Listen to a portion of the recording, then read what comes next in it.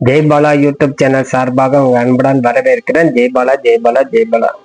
22/3/2026 முதல் 28/3/2026 வரைக்குண்டான பிரதாதி விசேஷங்கள். இந்த வாரத்துல என்னென்ன சிறப்பு விசேஷம், என்னென்ன வழிபாடு எப்படி எல்லாம் செய்யணும் அப்படிங்கிறது தொடர்ச்சியா பார்ப்போம். விஸ்வாச ஆண்டு பங்குனி மாதம் 8ஆம் தேதி 22/3/2026 ஞாயிற்றுக்கிழமை வளர்பிறை சதுர்தசி இரவு 11:54 வரை. அதன் பின்பு பஞ்சமி திதி.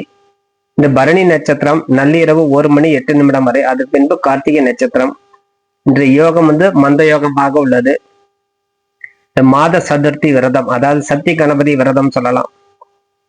இந்த தாரா தேவி ஜெயந்தி. ஆகவே திருஞான சம்பந்தர் புறப்பாடு. இந்த சூரிய வழிபாடு சிறந்தது. ஆகவே இந்த தினம் தாரா தேவி ஜெயந்தி. இப்ப தாரா தேவிங்கிறது தசமகா வித்யால ஒரு அம்பாள். தசமகா தேவியில ஒரு அம்மனாக இருக்கக்கூடியவர் இந்த தாரா தேவி. இதுக்கு காக்கும் கருணை அப்படின்னு சொல்லுவோம். தாரா தேவி நம்மளுக்கு எல்லாம் காப்பாத்துவா. பயம் குழப்பம் நீங்க அவங்கெல்லாம் வழிபாடு செய்யும் போது பயமே இருக்காது. தாராதேவி யாரு வழிபாடுறதுல பயமே இருக்காது, மனதுல குழப்பம் உண்டாகாது, துக்கம் வராது, அதெல்லாம் நீங்கிடும். ஞான ஒளி பிரகாசிக்கும். நம்மளுக்கு கவலை பயம் குழப்பம் இருந்தா நம்மளுடைய செயல்பாடு குறைஞ்சிரும். அப்ப அந்த தாரா தேவி நம்ம மனதார வேண்டிக்கணும். என்னதான் இருந்தாலும் பரவாயில்ல, எனக்கு அம்மான்னு இருக்கா அப்படின்னு வழிபாடு செய்யணும். அந்தந்த காலத்துல உண்டான வழிபாடு. அதே மாதிரி இதுக்கு அந்த அம்பாள் எதுக்கு அதிகமா வழிபாடு செய்வாங்க? தாந்திரிக முறையில வழிபாடு செய்வாங்க. ஆகவே இந்த ராவணன் போர் ராமாயணத்துல அந்த தாரதேவிக்கு உண்டான வரலாறு சரித்திரம் கொஞ்சம் வரும். ராமனை வீழ்த்துறதுக்கு உண்டான மார்க்கத்தை ராவணன் கொல்லும் போது இந்த ராமதேவர் பிரார்த்தனை செய்யும் போது தாராதேவி விளக்குவார். அதனால தாராதேவி ஹோமங்கள் செய்து கொள்ளும் போது நம்மளுக்கு எல்லா விதமான தோஷ நிவர்த்தி ஆகும். அப்ப தாராதேவி நினைத்து தாராதேவி மூலம் மந்திரம், தாராதேவியுடைய காயத்ரி மந்திரம் சொல்லி ஹோமம் செய்யும் போது குரு சாபம் தான் நிவர்த்தி ஆகும். அதாவது குரு தோஷ நிவர்த்தி ஆகும், பித்ரு தோஷ நிவர்த்தி ஆகும், கடன் பிரச்சனை தீக்கும். ஆகவே எல்லாமே நீங்கிடும். குரு சாபம், பித்தர் சாபம், கடன் பிரச்சனை தீர்க்கக்கூடிய பரிகாரமாக அமையும். அதனால அந்த எல்லாம் செஞ்சுட்டு ஹோமம்லாம் செஞ்சுட்டு அன்றைய தினம் அன்னதானம் செய்யணும். அந்த தாராதேவி நினைச்சு அந்த அன்னதானம் செய்யணும். அது மட்டும் இல்லாம வஸ்திர தானமும் செய்யணும். ஏதேன்னு நம்மளால முடிஞ்ச ஒரு வஸ்திரம், ஒரு 5 பேருக்காவது ஒரு வேஷ்டி புடவை ஏதாவது ஒரு வஸ்திர தானம் கொடுக்கணும். அதனால தாராதேவி நல்ல மலை சார்ந்த இடத்துல எல்லாம் போய் வழிபாடு செய்வாங்க. அது ஒரு தாந்திரிக முறையில செய்து கொள்ளக்கூடிய தன்மை. ஆகவே இந்த தினம் சக்தி கணபதி விரதம். அதுவே விநாயகருக்கு மனதார வளர்பிறை சதுர்த்தி திதிங்கிறனால விநாயகர் பெருமான அருகம்புல் மாலை சாத்தி உங்க குல கோத்திரம்லாம் சொல்லி அர்ச்சனை செய்து கொள்ளணும். அப்ப சக்தி கணபதி வழிபாடு செய்து கொள்ளும் போது உங்களுக்கு அனைத்து விதமான நன்மை உண்டாகும். அடுத்தபடியாக பங்குனி மாதம் 9ஆம் தேதி விஸ்வாச ஆண்டு பங்குனி மாதம் 9ஆம் தேதி 23/3/2026 திங்கட்கிழமை வளர்பிறை பஞ்சமி திதி இரவு 9:34 வரை. அது பின்பு சஷ்டி திதி. இன்று கிருத்திகை நட்சத்திரம் இரவு 11:32 வரை. அதன் பின்பு ரோகிணி. இந்த யோகம் அமிர்த யோகம், விரதாதி விசேஷங்கள், கிருத்திகை விரதம், லட்சுமி பஞ்சமி, ஆனந்த நாக பூஜை. அது மட்டுமே சில ஆலயத்துல திருச்சிறுமலை, கழுகுமலை, திருச்சூழீர், திருப்பரங்குன்றம், காஞ்சிபுரம் இந்த தலங்களுக்கெல்லாம் சிவபெருமானுக்கு உண்டான விழா தொடக்கம். ஆகவே இந்த காலத்துல சிறப்பான வழிபாடுலாம் உகர்ந்த காலமே அப்படின்னு சொல்லலாம். இன்றைய தினம் கிருத்திகை விரதம். முருகப்பெருமானை மனதார வேண்டி விரதம் இருந்து சஷ்டி கவசம், குமரகுரு கவசம் போன்றவற்றை பாராயணம் செய்யணும். அது திங்கட்கிழமை சேர்ந்து வரக்கூடிய காலம்.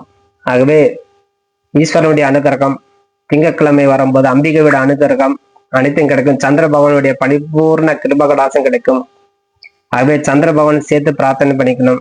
ஆகவே சந்திர பகவானால ஏற்படக்கூடிய தோஷம் எல்லாம் அந்த முருகப்பெருமானை வழிபாடு செய்யும் போது நிவர்த்தி கிடைக்கும். அப்ப சந்திரனுக்கும் முருகனுக்கும் தொடர்பு உண்டா? நிறைய உண்டு. ஆகவே நாகதோஷம்லாம் நிவர்த்தி ஆகும். ஆகவே இந்த காலத்துல இருக்கக்கூடியது கிருத்திகை விரதம். முருகா முருகா முருகா சொல்லி வழிபாடு தவறாம செய்யணும். விரதாதி விசேஷங்கள் அப்படின்னு சொல்லும் போது, நம்ம விரதங்கள் இருக்கும்போது அந்த மகிழ்ச்சி அனுபவிக்கும் போது மட்டும்தான் தெரியும். பேருக்காண்டி சொல்லி இந்த விரதம் இருக்கக்கூடாது. நானும் விரதம் இருக்கவுன்னு இருக்கக்கூடாது. உண்மையான விரதம் இருக்கிறவர்களுக்கு நிச்சயமாக ஒரு பெரிய மகிழ்ச்சி கொடுக்கும். அப்போ காலை, மத்தியானம், மாலை நேரம் 3 வேளை வீட்டுல பூஜை செய்யணும். ஒரு வேளையேனும் ஆலயம் சென்று வழிபாடு செய்யணும். கந்த சஷ்டி கவசம், குமரகுரு கவசம், திருப்புகழ் போன்றவற்றை ஏதேனும் உங்களுக்கு தெரிஞ்சது பாராயணம் செய்து அந்த முருகப் பெருமானுடைய அனுகிரகம் கிடைக்கணும். அப்ப தினசரி அந்த கிருத்திகை தோறும் விரதம் இருக்கிறவர்கள் காலையில ஒரு 2 முறை 3 முறை கந்த சஷ்டி கவசம், மத்தியானம் ஒரு 3 முறை கந்த சஷ்டி கவசம், மாலை நேரம் ஒரு கந்த சஷ்டி கவசம், சாயங்கால நேரம் ஏதாவது ஒரு கோயில அபிஷேகம் நடத்தினா போய் வழிபாடு செய்யும்போது இந்த விரதம் பூர்த்தி ஆகும். செய்து பாருங்க, நல்லா உங்களுக்கு பலன் கொடுக்கும். இன்று 2வது விசேஷமாக ஸ்ரீ லட்சுமி பஞ்சமி. இந்த தினம் லட்சுமி பஞ்சமி அப்படின்னாலே மகாலட்சுமியுடைய அனுகிரகம், செல்வம் பெருகும். கலைமகள், அலைமகள், மலைமகள் அப்படி சொல்லுவோம். அப்ப லட்சுமி தேவி வழிபாடு செய்யாத நபரே இல்லை. லட்சுமி தேவி வேண்டாத நபரே இல்லைன்னு சொல்லலாம். அப்ப கடன் சுமையெல்லாம் குறையும். அந்த விரதம் இருந்து வரும்போது இந்த தினம் கிருத்திகை, அதுவும் பஞ்சமி சேர்ந்து இருக்கிறதுனால, அதுவும் இந்த தினம் மற்ற பஞ்சமியோட இன்னைக்கு லட்சுமி பஞ்சமி, அதனால லட்சுமி தேவி போய் பூஜை செய்யணும். இந்த அம்பாளுக்கு போய் இந்த தினம் தாமரைப்பூ சாத்தி முடிஞ்ச அபிஷேகம் செஞ்சு, தாமரைப்பூ நல்ல ஒரு சிகப்பு புடவை அல்லது மஞ்சள் புடவை சாத்தி வழிபாடு செய்யும் போது கடன் சுமை நிவர்த்தியாகும், நிதி நிலை சீராகும், திருமணம் தடைகள் நீங்கி குடும்பத்தில் ஒரு மகிழ்ச்சி உண்டாகும். அது மட்டுமல்லாது புதிய முயற்சிகளுக்கு நம்மளுக்கு தொழில் வியாபாரம் எதுவாக இருந்தாலும் வெற்றி பெறும். பூஜை வீட்டிலே அதே போல வீட்டிலே நம்ம இந்த தினம் திங்கட்கிழமை ஒரு பூஜை செஞ்சு வரும் குபேர சம்பத்து உண்டாகும். அத்தனை ஐஸ்வர்யம் பெற்று வாழக்கூடிய தன்மை கொடுக்கும்.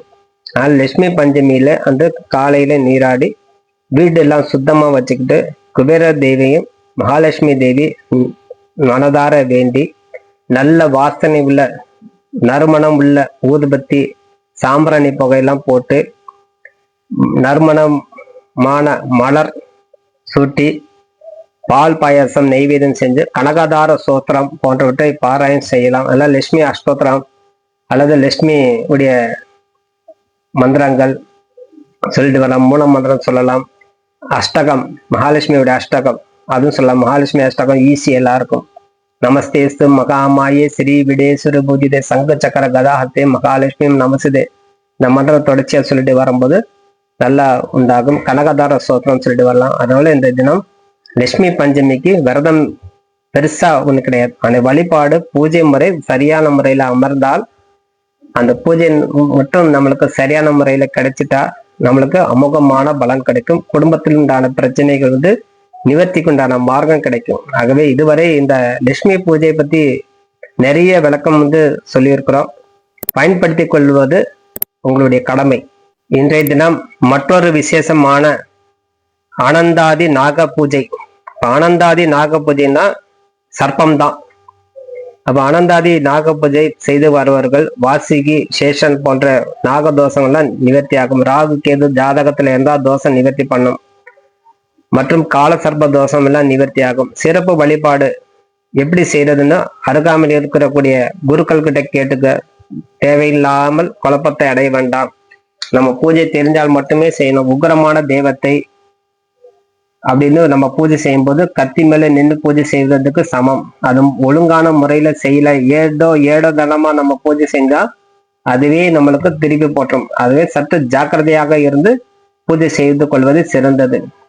அதுவும் இந்த வழிபாடு அப்படின்னா நாகத்துக்கு உண்டான பூஜைனால நிறைய நாகம் இருக்கு. அதுல ஆனந்தன், வாசுகி, சேஷன், பத்மநாபன், கம்பளன், சங்கபாலன், திருஷ்டாதம், தட்சன், காளியன் போன்ற 9 நாகங்கள் உண்டு. அதனால இந்த பஞ்சமியில நெருப்போம். நிறைய என்ன பண்ணுவோம், நாக பஞ்சமி, நாக சதுர்த்தி, ஆயில்ய நட்சத்திரம், வெள்ளிக்கிழமை இந்த மாதிரி நாட்கள்ல வந்து இந்த நாகத்துக்கெல்லாம் பூஜை செய்து கொள்வது நம்மளுக்கு எப்பவுமே ஒரு மரபு. ஆடி மாசத்துல வரும், ஐப்பசியில கூட வரும் நாக பஞ்சமி, நாக சதுர்த்தி, கருட பஞ்சமி, கருட சதுர்த்தி எல்லாம் வரும். வெள்ளிக்கிழமை அதெல்லாம் தவறாம போய் செய்யும் போது நம்ம ஜாதகத்துல இருக்கக்கூடிய ராகு கேது தோஷம் எல்லாம் நிவர்த்தி பண்ணும். ஆகவே இன்றைய தினம் ஆனந்த நாக பூஜை, அதனால பூஜை செஞ்சு, அதனால புற்று உள்ள இடத்துல போய் பால்லாம் ஊத்திட்டு வாங்க. இல்லைன்னா அருகாமையில் இருக்கக்கூடிய ஆலயத்துல சென்று அரச மரத்தில் உள்ள நாகத்துக்கு பூஜை செஞ்சுட்டு வரும்போது ஒரு நல்ல அபிஷேகம், பால் மஞ்சள்லாம் அபிஷேகம் பண்ணிட்டு மஞ்சள்லாம் பூசி பொட்டு வச்சு, மஞ்சள் குங்குமம் எல்லாம் பொட்டு வச்சு நம்ம பூஜை செஞ்சுட்டு வரும்போது ஏதேனும் உங்களால பாயசம் செய்யுங்க. அந்த பாயசம், அதுவும் பால் பாயசம் தான் இன்னும் சிறப்பு. உளுந்து வடை செஞ்சு பூஜை செய்யும் போது இன்னும் சிறப்பு. ராகு கேதுக்கு உண்டான தோஷம் அனைத்து நிவர்த்தி பண்ணும். சர்ப்பதோஷம், நம்ம ஜாதகத்துல சர்ப்பதோஷங்கள் எல்லாம் அத்தனை நிவர்த்தி ஆகும். அந்த நாக பூஜை செஞ்சுட்டு ஒரு 108 முறை வலம் வாங்க. குழந்தை பேரு கிடைக்கும், திருமண பாக்கியம் கொடுக்கும், தொழில் நல்ல விருத்தி அடையும், தடைப்பட்ட விஷயங்கள் அனைத்தும் நடக்கும், எதிரிகள் ஒளிஞ்சு போவாங்க, எதிரிகளே நம்மளுக்கு இருக்காது, மனதுல இருக்கக்கூடிய கவலை நீங்கும், செல்வம் செலுக்கும், நோய் நீங்கும், அத்தனை நம்மளுக்கு இந்த நாக பூஜை செய்யும்போது நம்மளுக்கு கிடைக்கும். ஆகவே நாக தேவதை நம்ம முறையாக வழிபாடு செய்யணும். அப்ப நாக தேவதை பூஜை நம்ம தவறாம செய்யும் போது உங்களுக்கு அனைத்து விதமான செல்வம் சேரும். ஆகவே ராகு கேது தோஷ நிவர்த்தி மட்டும் அல்ல, பலவிதமான குறைபாடு சேர்த்து நிவர்த்தி பண்ணும். ஆகவே இந்த நாக தேவதை இன்றைய தினம் போய் வழிபாடு தவறாம செய்து வர வேண்டும். நம்முடைய கடமையாகவே இருந்து வரணும். அடுத்தபடியாக விஸ்வாச ஆண்டு பங்குனி மாதம் 10ஆம் தேதி 24/3/2026 செவ்வாய்க்கிழமை, வளர்ப்பிறை சஷ்டி திதி இரவு 7:12 வரை. அது பின்பு சப்தமி திதி. இந்த ரோகிணி நட்சத்திரம் இரவு 9:54 வரை. அது பின்பு மிருகசீஷ நட்சத்திரம். இன்றைய யோகம் நித்திய யோகம், அமிர்த யோகம். இன்றைய சஷ்டி விரதம். திருப்பரங்குன்றம் ஆண்டவர் தங்க குதிரை வாகனத்தில் பவானி. சென்னை மல்லிகேஸ்வர புறப்பாடு இன்றைய விசேஷம். ஆகவே இன்றைய தினம் சிறப்பான விசேஷம் சஷ்டி விரதம். நேற்றைய தினம் கிருத்திகை, இன்றைய தினம் சஷ்டி, அதுவும் செவ்வாய்க்கிழமை கூடி வரக்கூடிய காலம். அங்காரக சஷ்டி அப்படின்னு பேர். அப்ப அங்காரக சஷ்டினாலே செவ்வாய் தோஷம் நிவர்த்தி ஆகும். நம்ம ஜாதகத்திலே தோஷம் இருக்குது, எல்லா வகையும் நம்ம செவ்வாய் தோஷம் சொல்லியிருக்காங்க, தடைப்பட்டுக்கிட்டே இருக்குது, கோபம் வருது, வேலை கிடைக்கல, நமக்கு ஜாதகத்துல இருக்கக்கூடிய தோஷத்தால திருமணம் நடக்கல அப்படின்னு ஏதேனும் உங்களுக்கு ஒரு குறைபாடு இருந்தா இந்த அங்காரக சஷ்டியில போய் நம்மளுக்கு முருகப்பெருமானை மனதார வேண்டிட்டு வாங்க. நல்லா சுத்தி கும்பிடுங்க. 27 முறை, 54, 36, 108 உங்களால எத்தனை சக்தி இருக்கோ, எவ்வளவு தூரம் உங்களுக்கு மன வைராக்கியம் இருக்கோ அது தகுந்தபடி ஒரு சிறப்பான ஆலயத்துல, நல்ல புகழ் பெற்ற ஆலயத்துல சென்று அந்த முருகப்பெருமானை வலம் நமஸ்கரிக்கும் போது நம்மளுக்கு அனைத்து விதமான குறைபாடு, அந்த அங்காரகனால் ஏற்படக்கூடிய தோஷம் நிவர்த்தி ஆகும். முருகனே நம்மளுக்கு துணையாக நிற்பார். அங்காரகன் தான் அவரு. ரெண்டுமே அக்னி சொர்பம். செவ்வாயினாலே அக்னி, அதனால செவ்வாய்க்கு அக்னி. அப்ப ரெண்டுமே நம்மளுக்கு கிழமையும் சரி, அங்காரகன் அதே அக்னினால நம்மளுக்கு இந்த சஷ்டியில விரதம் இருந்து முருகப்பெருமானை வரும்போது பலவிதமான தோஷம் நிவர்த்தி ஆகும். அதுவும் இன்றைய தினம் ரோகிணி நட்சத்திரம். இந்த ரோகிணி நட்சத்திரத்துல மாலை பொழுது சிவபெருமான பில்பத்தாலும் தும்பப்பூ வச்சு அர்ச்சனை செய்து கொள்ளும் போது நம்மளுக்கு நிறைய சம்பத்து கிடைக்கும். இந்த சிவபெருமான அனுகிரகம் நம்மளுக்கு கிடைக்கும் போது நிறைய சம்பத்து கிடைக்கும். எல்லை இல்லாத குபேர சம்பத்து கிடைக்கும். தனலட்சுமி, தானியலட்சுமி, வித்யாலட்சுமி, சந்தானலட்சுமி, கஜலட்சுமி, வீரலட்சுமி, ஆதிலட்சுமிங்கிறது நம்ம ஒவ்வொரு லட்சுமியும் நம்ம தனித்தனியா கும்பிட்டா அந்த ரோகிணி நட்சத்திரத்துல வரக்கூடிய காலத்துல மாலை பொழுது சிவாலயம் சென்று நந்திக்கும் சிவபெருமானுக்கும் அர்ச்சனை செய்து, நந்தி பகவானுக்கு காப்பரிசி படைச்சு, சிவபெருமானு வில்வத்தால நெய்வேதியம் ஏதேனும் செய்து வழிபாடு செய்யும் போது 8 செல்வம், அஷ்டலட்சுமியுடைய அனுகிரகம் அந்த அம்பாள கொடுத்த மாதிரி நம்மளுக்கு அந்த சிவபெருமானே கொடுத்துருவார். ஆகவே இந்த ரோகிணி நட்சத்திரத்துல ரிஷபர் பிரதோஷம் அப்படின்னு சொல்லுவோம் நம்ம. அப்ப அந்த ரோகிணி நட்சத்திரத்துல போய் நம்ம முறையாக வழிபாடு இந்த சிவபெருமானை வழிபாடு செய்து கொள்ளும் போது கைமேல் பலம் கொடுக்கும்.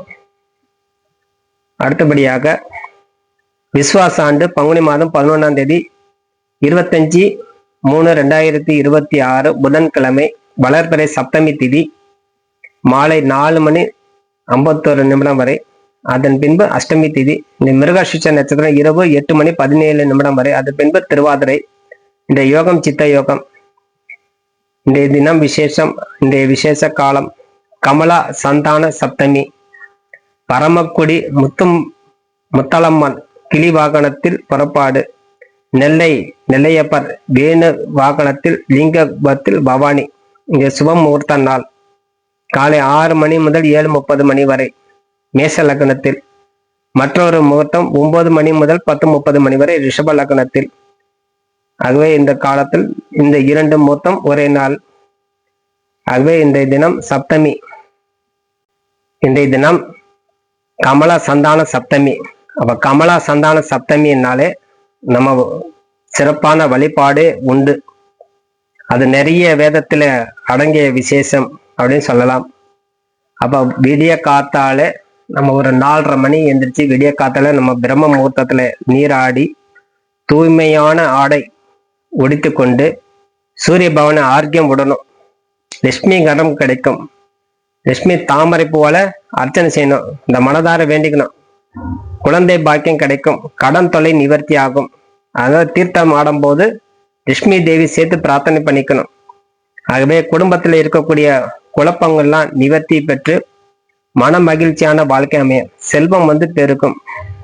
அதனால இந்த காலத்துல விஷ்ணு மகாலட்சுமி சேர்த்து வழிபாடு செய்யணும். சூரிய நாராயணனாக பாவித்து அந்த பங்குனி மாதம் வரக்கூடிய சப்தமிக்கு அவ்வளவு விசேஷம். அது கிழமை வேற புதன்கிழமை சேர்ந்து வரக்கூடிய காலம். சூரியன் அருகாமையிலே இருக்கக்கூடிய புத பகவான். ஆகவே புதனை சேர்த்து பிரார்த்தனை செய்யும்போது கல்வி செல்வம் நல்ல வாக்குமன்மை கொடுக்கும். இந்த காலத்துல வழிபாடு செய்யும்போது லட்சுமி நாராயணனுடைய அனுகிரகம் கிடைக்கும் போது நல்ல ஒரு கல்வி ஞானம் கிடைக்கும். அறிவு கூர்மை கிடைக்கும். புத்தி கூர்மை கிடைக்கும். விடுபட்ட விஷயங்கள்லாம் நடக்கக்கூடிய தன்மை இந்த காலத்துல வழிபாடு. ஆகவே இந்த காலத்துல சூரிய பகவான் வழிபாடு பெருமாள் ஆலயத்தில் சென்று பெருமாளுக்கு துளசி மாலை, மகாலட்சுமிக்கு தாமரைப்பூ மாலை சாத்தி உங்க குலம் கோத்திரம் சொல்லி அர்ச்சனை செய்து வரும்போது உங்களுக்கு உண்டான பிரச்சனைகள் அனைத்து நிவர்த்தி கொண்டான மார்க்கம் கிடைக்கும். ஆகவே இந்த தினம் சிறப்பான முறையில வழிபாடு நடத்தி கொள்வது நம்முடைய கடமையாக பாவிக்க வேண்டும். அடுத்தபடியாக விசுவாச ஆண்டு பங்குனி மாதம் 12ஆம் தேதி 26/3/2026 வியாழக்கிழமை வளர்பிறை அஷ்டமி பகல் 2:37 வரை. அது பின்பு நவமி திதி. இந்த திருவாதிரை நட்சத்திரம் மாலை 6:49 வரை. அது பின்பு புனர்புருஷம். இன்று யோகம் மந்த யோகம். இன்று அசோகாஷ்டமி, அதாவது துர்காஷ்டமி சொல்லுவோம். ஸ்மார்த்தங்களுக்கு ராமநவமி. மதுரை மீனாட்சி பிரசன்ன வெங்கடேஸ்வர பெருமாள் புறப்பாடு. ஆண்டாள் திருக்கோலம். பழனி ஸ்ரீ ஆண்டவர் விழா தொடக்கம். பழனியில இந்த தினம் விழா தொடக்கம். ஆகவே இந்த சிறப்பு. இன்றைக்கு அசோக அஷ்டமி. இப்போ அசோக அஷ்டமி எப்படி கொண்டாடுறது? எல்லா காலமே அஷ்டமி வருது. மாசத்துல 2 அஷ்டமி வருது. ஒவ்வொரு அஷ்டமிக்கும் ஒரு பேரு கத்துன்னு சொல்லிட்டு வரேங்க. இப்போ அந்த அசோக அஷ்டமிக்கு என்ன? அந்த அசோக அஷ்டமியில ராமனுக்கு முதல் சீதா தேவி வரை வழிபாடு செஞ்சிருக்காங்க. அதனால ராமன் சீதை வழிபாடு செய்யக்கூடிய காலம். ராமாயணத்துல இந்த காலத்துல நம்ம அதிகமாக மருதாணி இலை வச்சு பூஜை பண்ணணும். மருதாணி மரம் அதுக்கு போய் பூஜை செஞ்சா நல்ல சௌபாகியம் கிடைக்கும். லட்சுமி தேவியுடைய அனுகிரகம் சொல்லக்கூடிய சீதா பிராட்டியுடைய அனுகிரகம் கிடைக்கும். குடும்பத்துல மன மகிழ்ச்சி கிடைக்கும். தம்பதிகளுக்கு ஒற்றுமை கிடைக்கும். ஐஸ்வர்யம் பெருக்கும். அந்த தினம் மருதாணி மரத்துக்கு போய் பூஜை செய்யணும். அல்லது மருதாணி இலை பறிச்சுட்டு அல்ல ஒரு கிளையாவது கொஞ்சம் எடுத்துன்னு உடைக்க கூடாது. அது முந்தைய நாள் உடைச்சிருக்கணும். ஆகவே இல்லைன்னா ஒரு இலையாவது பறிச்சு மருதாணி இலை வச்சு பூஜை செஞ்சு அந்த மருதாணி இட்டுக்கொள்ளலாம். ஆகவே இந்த அசோகாஷ்டமியில ஒரு சிறப்பு. நாளை நம்ம ராமாயணம் பாராயணம் செய்யலாம். சீதா உடைய தேவி உடைய வரலாறு அப்படின்னு நிறைய இருக்குது. ராமாயணம் பாராயணம் செல்வது, சீதாராமனுடைய ஸ்தோத்திரம் சொல்வது, வழிபாடு செல்வது. ஆகவே இந்த கண்டிப்பா இந்த மருதமலை சொல்லக்கூடிய இடத்துல எல்லாம் போய் பூஜை செஞ்சுட்டு வரணும். சிவபெருமானுக்கு அம்சமான இருக்கக்கூடியது இந்த நாளே மருதாணி செடிக்கு தண்ணீர் ஊற்றியாவது வரணும். கொஞ்சம் தண்ணி ஊற்றி ஒரு 3 முறை தண்ணி தெளிச்சு 3 முறை வளம் வரணும். அதுக்கு உண்டான பரிகாரம் நம்மளுக்கு இதனால என்னென்ன கிடைக்குது, வாழ்க்கையில ஒரு முள்ளு செடி மாதிரி இருக்கிறோம், நம்ம ஒரு பூச்செடி மாதிரி மாறணும் நம்ம நினைச்சிட்டே இருப்போம். அதெல்லாம் நம்மளுக்கு மாறும். அதே இதெல்லாம் நம்மளுக்கு மாறக்கூடிய தன்மை, நோய் நீங்கும். இந்த மருதாணி செடி இந்த காலத்துல சீதா தேவியை சேர்த்து பிரார்த்தனை செய்யும்போது நோய் அகலும், பாவங்கள் குறையும். ஆகவே அந்த காலத்துல சீதா தேவி எதுக்கு சொல்றோம்னா, சீதா தேவி இலங்கையில இருக்கும்போது அசோகவனம் சொல்றதுக்கு, அந்த அசோகவனத்துல இருக்கக்கூடியது இது மருதாணி இலை அதிகமா பறிச்சுட்டே இருப்பாளாவா. அதனால அந்த மருதாணி இலைக்கு பூஜை செய்யும்போது நம்மளுக்கு நல்ல பலன் கொடுக்கும்.